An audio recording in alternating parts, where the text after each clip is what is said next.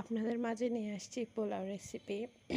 সবাই জানেন কম বেশি পোলাও রেসিপি, তাও ব্যাচেলারদের পোলাও রেসিপি কেমনে আমরা রান্না করে ওঠাই দেখেন। ফার্স্টে পোলাও চাল ধুয়ে নিলাম, এরপরে পেঁয়াজ রসুন কেটে এখন বেরেস্তা করছি। এরপরে পেঁয়াজ রসুন তেজপাতা বেজে নিলাম, এরপরে চাল ঢেলে একটু নেড়ে এরপরে আদা বাটা রসুন বাটাগুলো দিয়ে দিচ্ছি। আদা বাটা রসুন বাটা দিয়ে ভালোভাবে করে নিব, আমরা ভালোভাবে নেড়ে নেব। নেড়ে নেওয়ার পরে দিব পরিমাণ মতো লবণটা তো খুব দরকারি, জানেন লবণের মতো ভালোবাসার কাহিনী তো সবাই জানেনই, তাই না?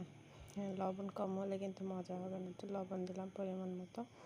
এরপরে ভালোভাবে নেড়ে নেব। নেড়ে নেওয়ার পরে পরিমাণ মতো গরম পানি অ্যাড করে দিলাম, যতটুকু দরকার। আমি যেহেতু 1 কেজি চালের করছি, তো ওই পরিমাণ মতো আমি গরম পানি দিয়ে নেড়ে, তো এরপরে এই যে আসলো জোর হয়েছে।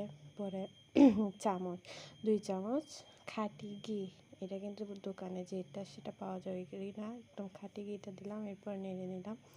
নেড়ে দেখে কতটুকু হয়েছে জোরে আবার দিয়ে দিলাম আরেকবার, যাতে সুগন্ধটা ভালো হয়। পরে ডেকে দিলাম কিছুক্ষণ, পরে তো গরম পোলাও রেডি হয়ে গেছে। আশা করি আপনাদের